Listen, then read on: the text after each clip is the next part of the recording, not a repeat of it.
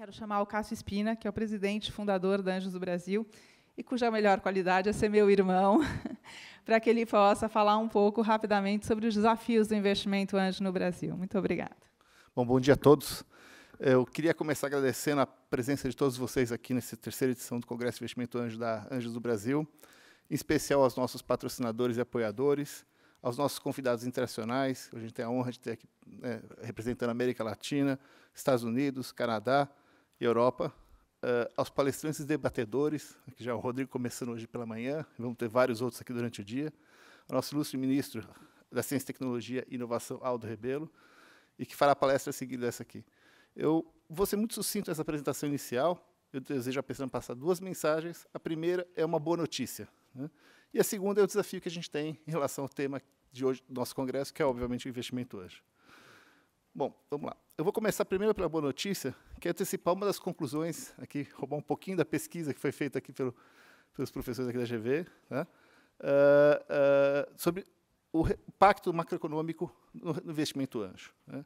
A gente sabe que a situação da conjuntura atual econômica, infelizmente, não é das mais favoráveis, mas a gente foi questionar os investidores, né? Questionar se eles estariam, em função dessa conjuntura, menos propensos a fazer investimento. E, para nossa boa surpresa, a gente teve a resposta que a maioria deles continua interessado, no mínimo, em manter os investimentos ou até aumentar o volume de investimentos que já estão fazendo. Quer dizer, acho que esse é um aspecto bastante positivo e que reforça que o crescimento do investimento anjo deve continuar na casa dos 2 dígitos, né? Apesar de toda a situação que a gente tem, é uma amostra significativa do papel do investimento anjo em fazer a diferença numa conjuntura econômica que a gente tem.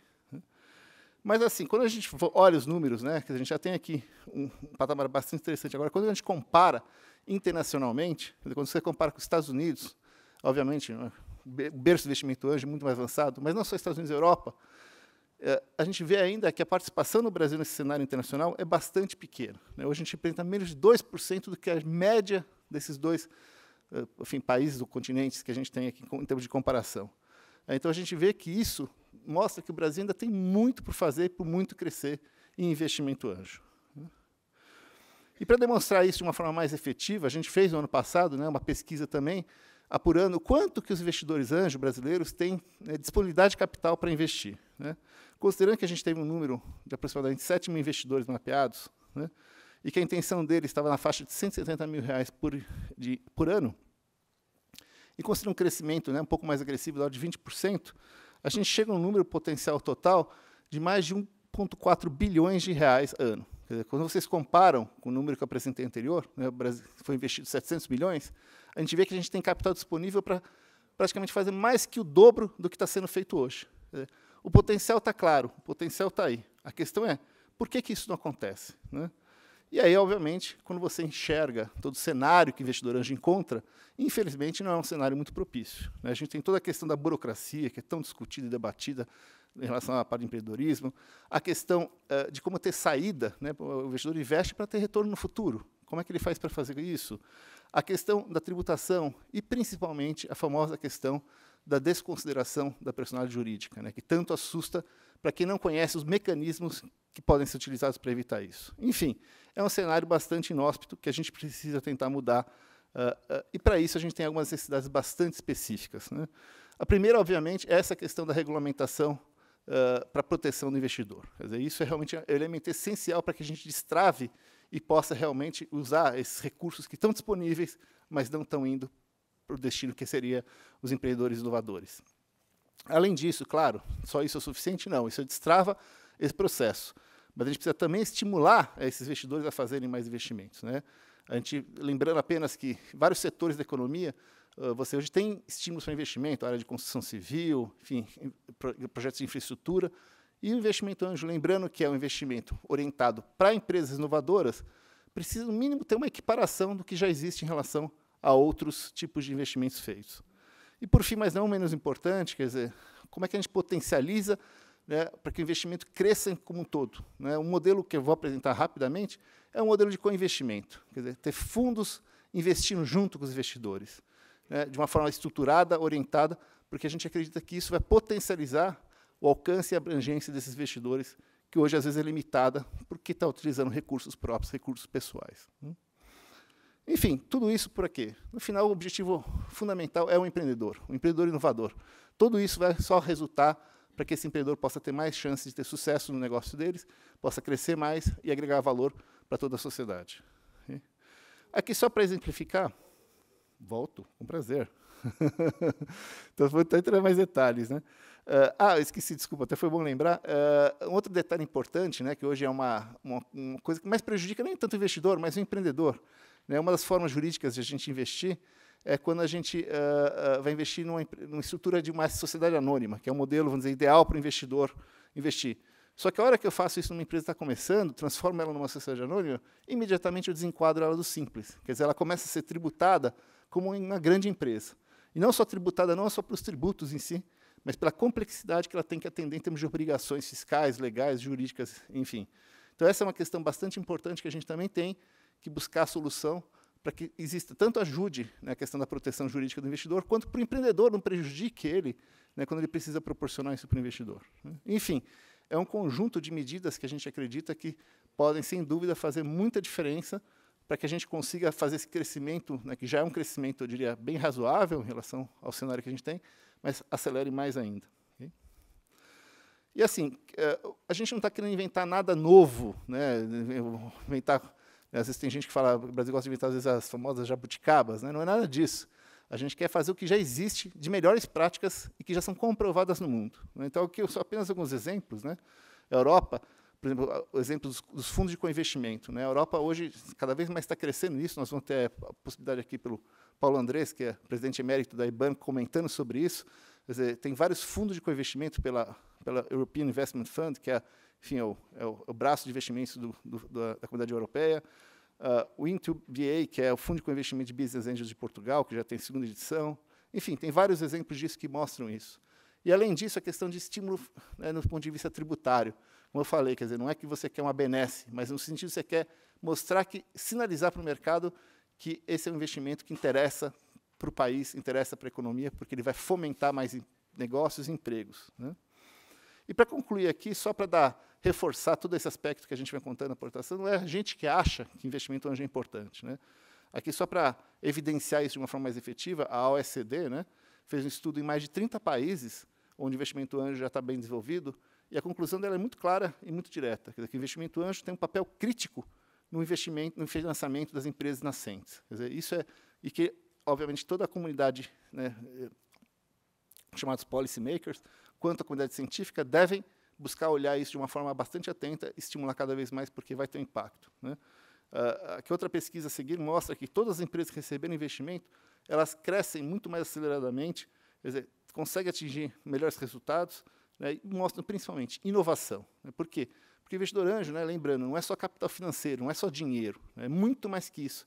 É experiência, é conhecimento, que é o grande valor do anjo. Né? É o que faz realmente a diferença para o empreendedor no dia a dia na execução do negócio dele. E por isso, enfim, quer dizer que a gente sempre reforça que investimento anjo pode fazer, sem dúvida nenhuma, a diferença para o empreendedorismo inovador brasileiro. Né? A gente tem a crença disso com base em todos esses fatos que eu apresentei anteriormente, e para isso eu convoco a todos aqui que estão hoje aqui nesse congresso a trabalharmos juntos. Né? A gente acredita muito no modelo colaborativo, e a gente sabe que se cada um de vocês, né, buscarem tentar disseminar isso, trabalhar em pró desse bem comum, acho que no final a gente vai ter um resultado muito melhor para todos nós. Tá bom? Era isso que eu tinha para apresentar, agradecer novamente a presença e convocar aqui o ministro, por favor, para dar suas palavras, que vai ser um grande prazer que a gente recebe ele. Muito obrigado. Cássio, parabéns pelo trabalho que vem realizando aqui na presidência da Anjos do Brasil.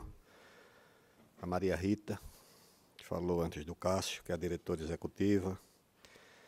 Cumprimentar o Paulo Andrés, o vice-presidente da Associação Europeia de Investidores Anjos, o Pedro Wątchowski, que é membro do Conselho de várias instituições de apoio, de incentivo à ciência, pesquisa e à inovação no Brasil, e os integrantes aqui do 3º Congresso de Investimento Anjos do Brasil.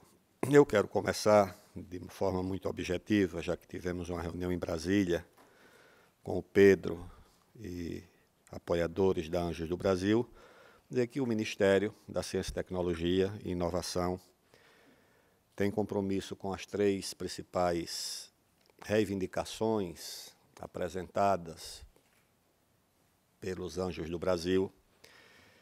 Estamos integrando essas 3 reivindicações a um inventário de sugestões e propostas que levarei a presidente da República para remover óbices, obstáculos à ciência, à pesquisa e à inovação no Brasil. O país tem uma burocracia bastante complexa já, corporações consolidadas que para o bem e para o mal criam um emaranhado de normas para proteger muitas vezes o interesse da sociedade, mas muitas vezes para proteger o próprio interesse da corporação.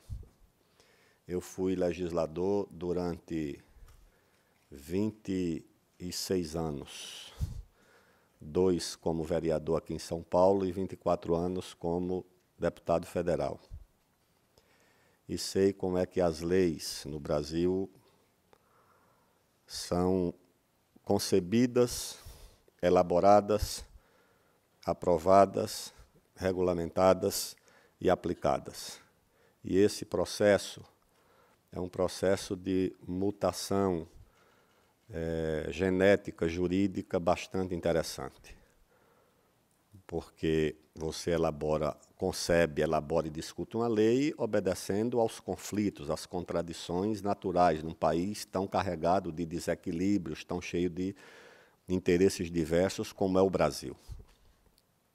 Então, você aprova uma norma no Congresso, concebida para uma determinada finalidade. Quando o decreto que regulamenta essa norma é feito, ela já pode mudar substancialmente a sua natureza original.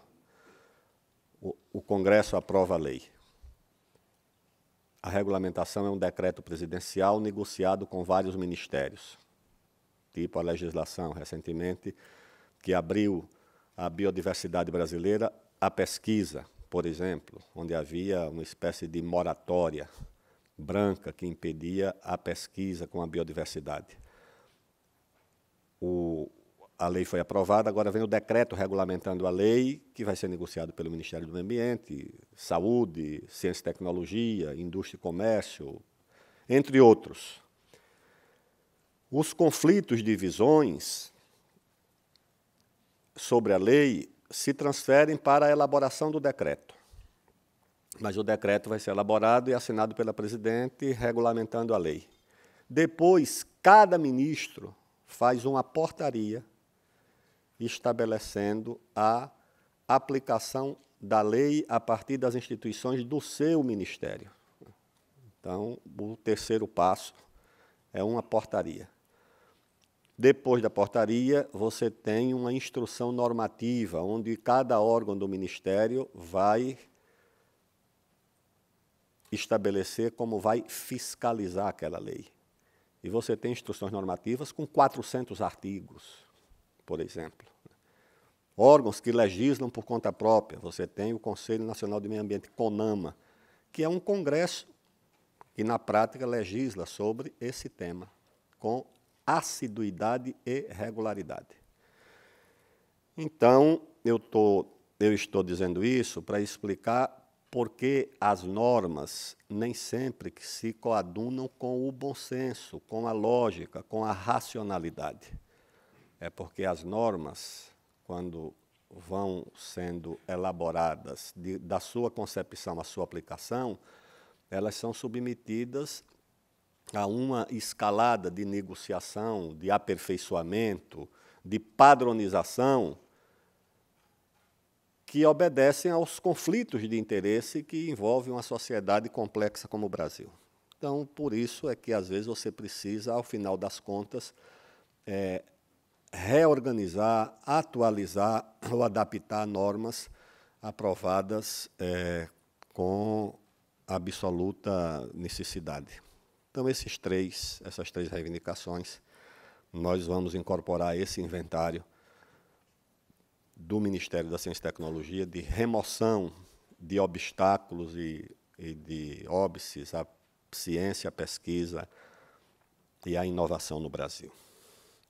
Voltando aqui ao tema do nosso congresso, não é segredo para ninguém, e muito menos seria para as senhoras e os senhores, que a inovação é um elemento não só dinâmico, decisivo, e hoje cada vez mais presente, né, nos processos de desenvolvimento da economia do mundo e da economia das nações.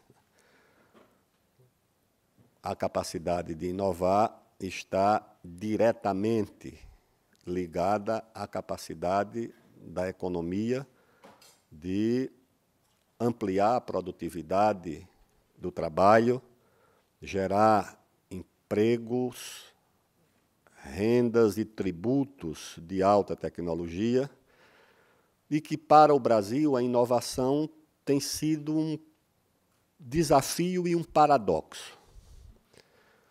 O paradoxo é que nós somos a 7ª economia do mundo, 6ª, 7ª, 8ª, ou seja, estamos permanentemente entre as 10 maiores economias do mundo.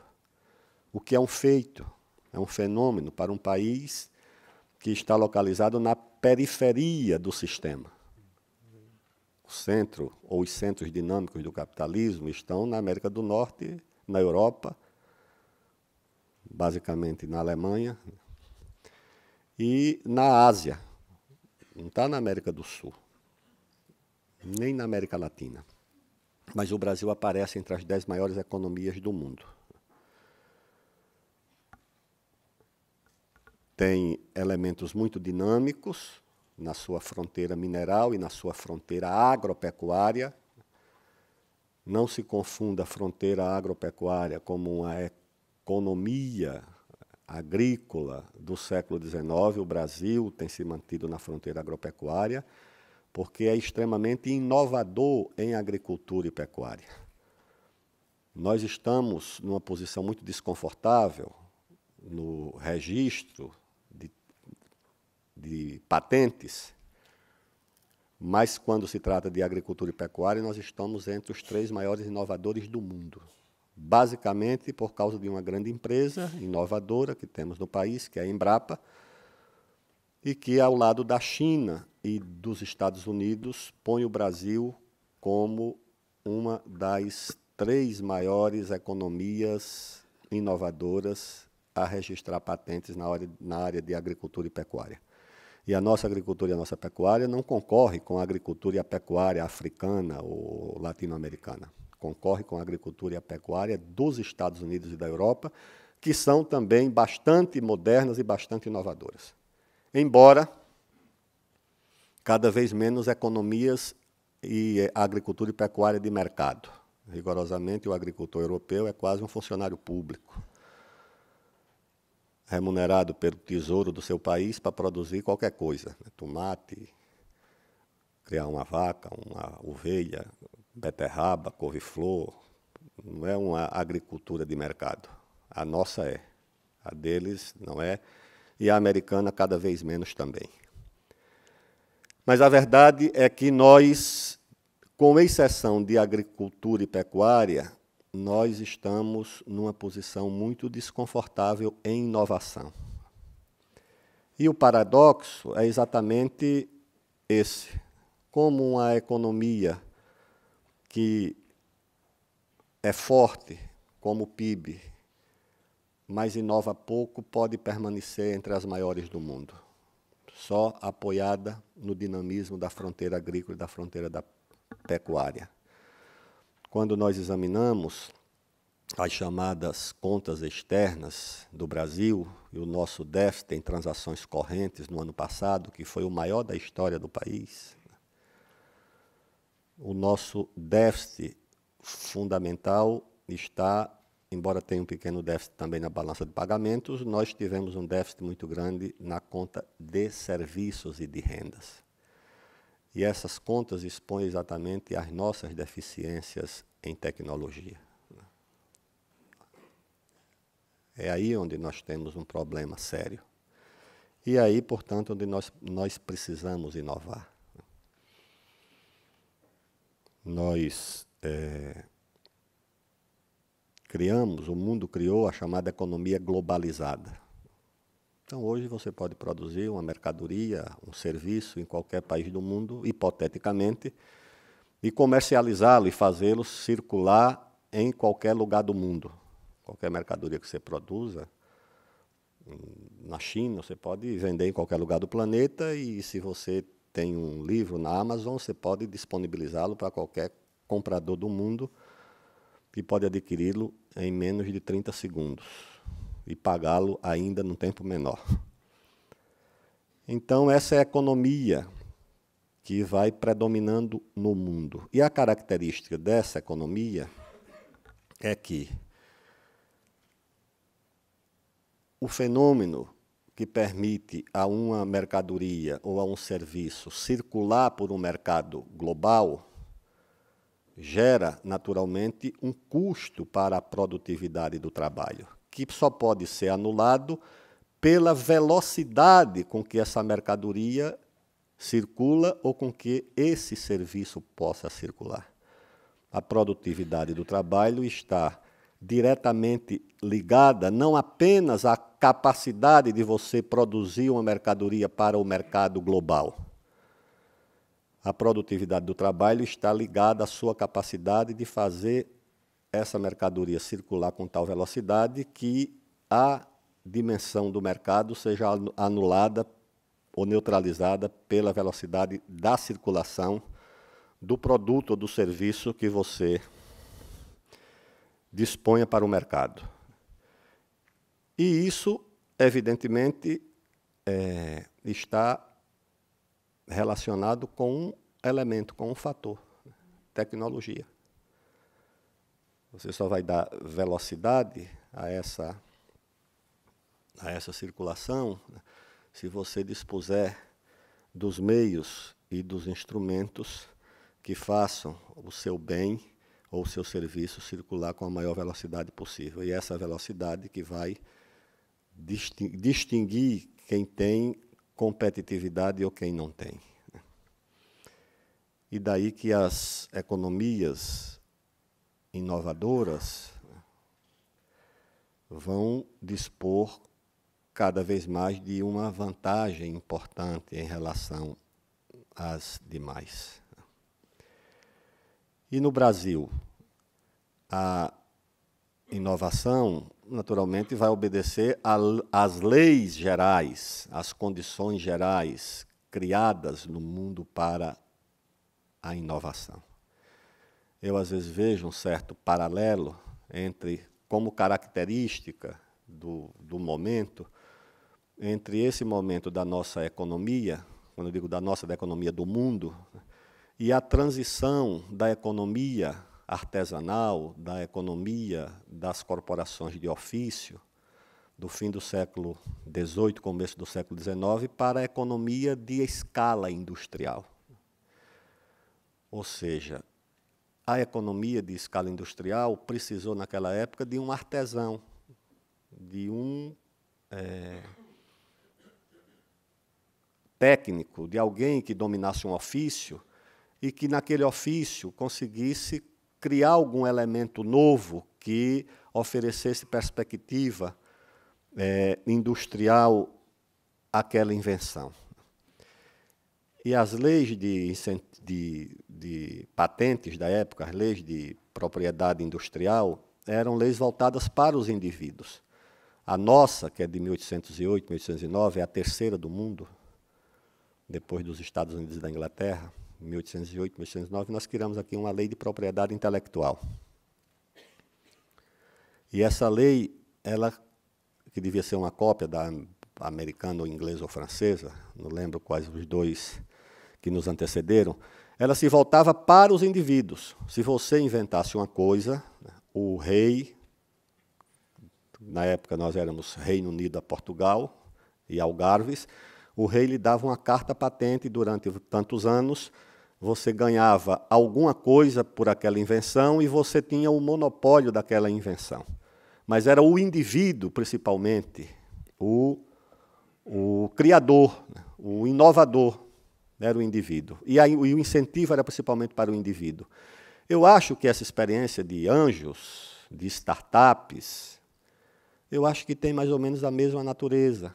É você apostar na inteligência, na criatividade, na capacidade e na possibilidade dos indivíduos de se exporem a um risco que uma grande empresa, que um grande empreendimento não pode e não tem, porque as suas direções não vão permitir, os seus sócios, sei lá o quê. Então, o incentivo deve ser aos indivíduos. Eu acho que a natureza do projeto, a natureza da associação, a natureza da aposta é absolutamente correta por causa disso. Porque só os indivíduos, só as pessoas têm condições de se expor, de dedicar tempo, criatividade e imaginação, porque não tem nem as exigências, nem os compromissos e nem os limites das grandes companhias. Uma grande companhia não vai se reunir para discutir uma invenção ali, vai se discutir para discutir sobre o seu papel no mercado, as suas ambições, os seus projetos, os seus negócios no mundo, no país. A natureza da composição dos executivos dessas corporações não é para essa coisa de anjo, de startup. O cara começar com uma tese dessa numa reunião de diretoria, o cara vai olhar para ele e diz, espera aí, o que o senhor está fazendo aqui? Está cuidando de quê? Então, eu creio que o Estado, que o governo, e quando eu digo Estado e governo, eu digo a sociedade, porque é a sociedade nacional que está representada no Estado Nacional. E a sociedade nacional e o Estado Nacional constituem governos para representá-los. O governo não representa os seus próprios interesses, deve, por princípio, representar os interesses da sociedade nacional, que constitui o Estado Nacional para ter um governo nacional que represente essas aspirações. Deve prestar muita atenção e apoiar com zelo, com carinho, com entusiasmo, com medidas concretas, iniciativas como estas. Se compreender profundamente a natureza de ações, de iniciativas e de instituições como essa Anjos do Brasil. Precisa compreender. Não pode aparecer como um problema, meu Deus do céu, agora esse pessoal dos anjos, o que é que a gente vai fazer com eles? Chegaram por aí, estão com as reivindicações. Se for por esse caminho, não vai para lugar nenhum. Se compreender adequadamente a gênese, a natureza de fenômenos, que antes de serem fenômenos da economia, são fenômenos sociais próprios de um determinado tempo, de um determinado momento, porque a economia também é movida a inquietações, a buscas, a criatividade, eu diria até a uma certa poesia. Poesia no sentido de que você imagina, você constrói, primeiro a partir de uma ideia, para depois, no caso da poesia, isso não é possível, né, se tornar realidade. É com essa visão, é com essa percepção que lá no Ministério da Ciência e Tecnologia nós temos instruído os nossos servidores, nós temos lá um secretário de inovação, que é um homem que compreende corretamente essa iniciativa e essa ação da Anjos do Brasil. Então, eu quero que vocês contem conosco. Essa é a minha compreensão, esse é como eu vejo o movimento que as senhoras e os senhores fazem. Nós vamos criar todas as condições para que esse movimento tenha um ambiente favorável para se desenvolver, não só um ambiente jurídico, as normas, mas também um movimento que receba os estímulos, que receba os incentivos das políticas públicas, como é que nós podemos aportar também mais apoio. Nós temos instrumentos limitados, mas temos, né, do governo, os programas do governo federal, as instituições do governo federal, CNPq, FINEP. Podemos trabalhar juntos, além das 3 medidas relacionadas com normas que possam ser adotadas, né, como essas que o Pedro aqui citou e que eu me disponho a fazer parte dessa lista, né. E isso tudo partilhando com as experiências de todo mundo.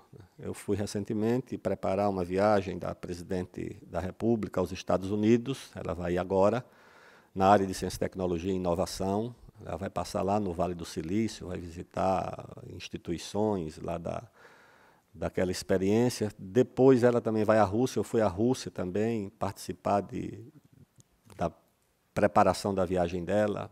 Também conversamos muito sobre inovação, vi uma experiência muito boa lá num parque tecnológico nas cercanias de Moscou, que é um parque que, em certa medida, é como se fosse um ninho, né, para acolher os anjos, as empresas. Eles fazem um concurso internacional, eles recrutam gente, quem tiver alguma coisa em qualquer lugar do mundo, eles levam para lá, oferecem lá pequenos incentivos, outros maiores, dependendo do projeto. Acoplaram à experiência das startups um centro de pesquisa aberto também para o mundo. O rapaz que apresentou diz: isso aqui é uma espécie de ITA, sendo que ao invés de ser um ITA só para a indústria aeronáutica, é um ITA para a biotecnologia, é um ITA para a indústria de tecnologia da informação, é um ITA para, ou seja, para muitas coisas, até um americano, que é do MIT, que teve um papel aí no governo do Obama, e que foi contratado e é o chefe da pesquisa desse Parque Tecnológico de Moscou. Ou seja, uma coisa concebida com muita ambição e com muita ousadia. Nós sabemos que estamos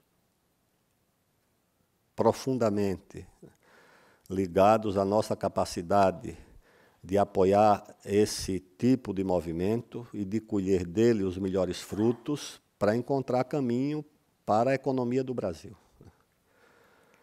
Nesse balanço a que me referi, no déficit das chamadas transações correntes, é uma coisa assim, muito preocupante. Porque quando nós examinamos uma outra classificação, que é a classificação das nossas exportações industriais por níveis de tecnologia, é uma classificação internacional que o MIDIC, nosso aqui, acolhe, que é o seguinte: os produtos de alta tecnologia, os produtos de média alta tecnologia, os produtos de média baixa tecnologia e os produtos de baixa tecnologia. O resumo é o seguinte: há 10 anos, a liderança das nossas exportações era de produtos de alta tecnologia. Essa estatística inverteu. Agora nós estamos com os produtos de baixa tecnologia. Com exceção da indústria aeronáutica, das exportações desses aviões da Embraer, no resto a nossa situação é muito difícil. Nós criamos no Brasil, nos últimos 10 anos, que é também um fenômeno para o país, porque está na contramão do que aconteceu no mundo, nós criamos 23 milhões de empregos, um pouco mais, quase 24 milhões. O que é um feito, é uma coisa muito boa, porque a Europa perdeu 60 milhões de empregos no mesmo período. Mas tem um problema aí que precisa ser registrado, é que nesse mesmo período, enquanto nós criamos 23 milhões de empregos de até um salário mínimo e meio, 96% desses empregos de até 1,5 salários mínimos, 4% até 2 salários mínimos. Acima de 2 salários mínimos, nós perdemos 3 milhões e 900 mil empregos.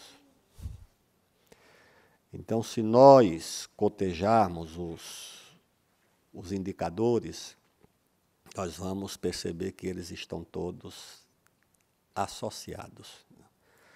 Ou seja, se você não inova, se você não cria empresa de alta tecnologia, você não cria emprego de alta tecnologia, e se você não cria emprego de alta tecnologia, você vai importar de alguém que criou a indústria e o emprego. Então, você vai perder o emprego de alta tecnologia para alguém que criou a indústria de tecnologia e que criou o emprego de alta tecnologia. Então, é um paradoxo que demonstra o impasse que nós vivemos. Ou seja, nós criamos muitos empregos, muito acima da média mundial, mas, ao mesmo tempo, nós perdemos muitos empregos numa área de muita sensibilidade, que é a de alta tecnologia. E esses números estão aí. Não é uma especulação, não é potencial, isso tudo já está dado. Máquinas, equipamentos, algumas dessas sondas que nós importamos para essa coisa do pré-sal, pagamos $500 mil dia de aluguel de uma máquina dessa. Fármacos, medicamentos, química fina, e assim por diante.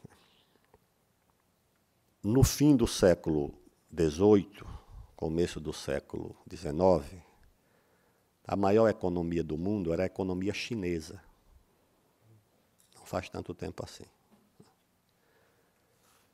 Um dos reis da Inglaterra, um dos James, ou Georges, um deles, constituiu uma missão, uma grande missão, para ir à China.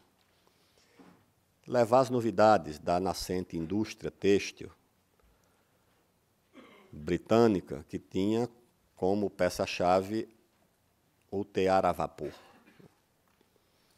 Não sei se a frota que levou o Lorde chefiando a delegação já era a vapor, mas sei que eles chegaram à China, fizeram lá suas reverências ao imperador, foram bem tratados, porque o relatório do Lorde diz que, de fato, os banquetes do rei Salomão devem ter existido e devem ter sido copiados na China pelos banquetes que o rei ofereceu à grande delegação britânica.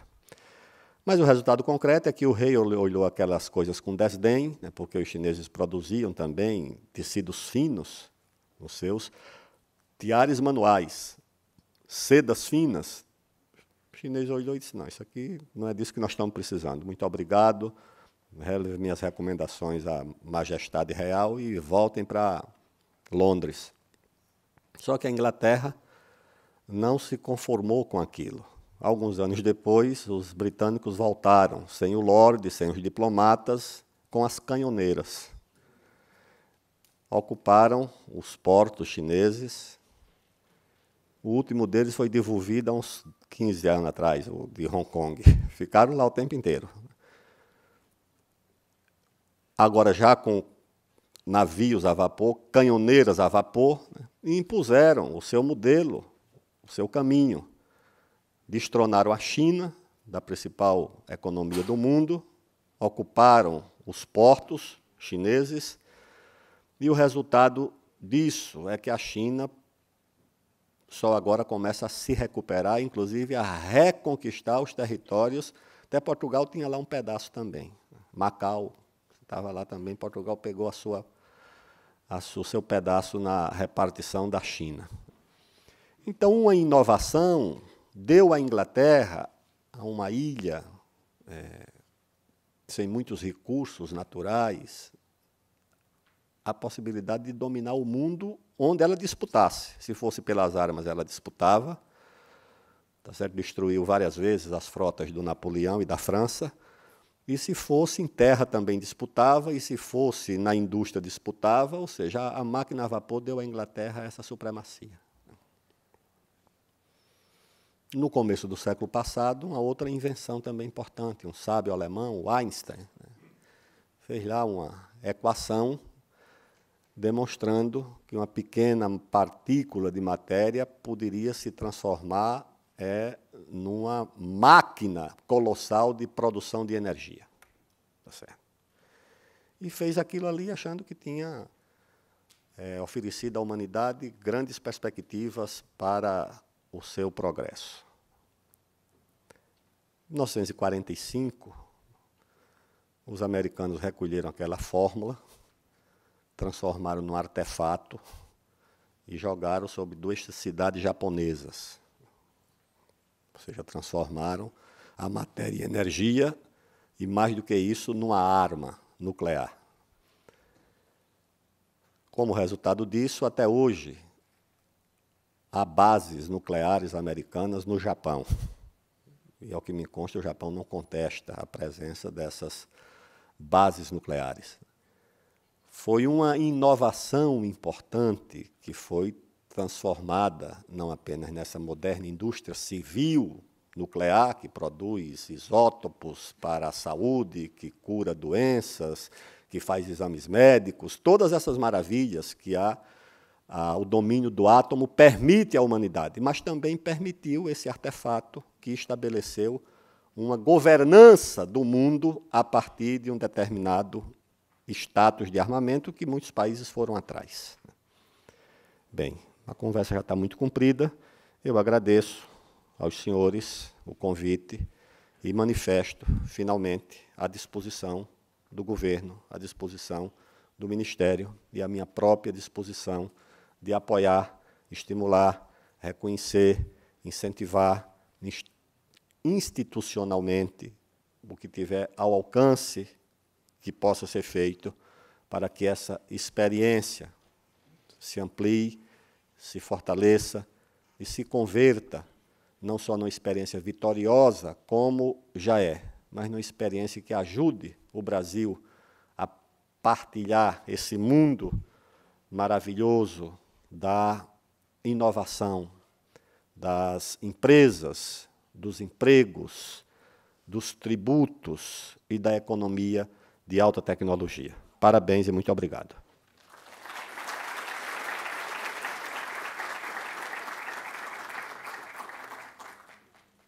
A gente agradece novamente a presença e as palavras do ministro. E ele citou uma série de inovações que foram feitas ao longo do tempo. E o que a gente tem visto no nosso mundo, né, de startups, de inovação, é que várias das grandes empresas que estão mudando a cara do mundo, hoje em dia, têm um brasileiro na fundação. E é isso que a gente quer fazer. Não só que eles vão para lá, vão para fora do Brasil e façam isso lá, mas que eles consigam fazer a partir daqui, e isso tudo com o nosso apoio, com o apoio de capital empreendedor. Então, muito obrigado. Sua presença aqui muito nos honra.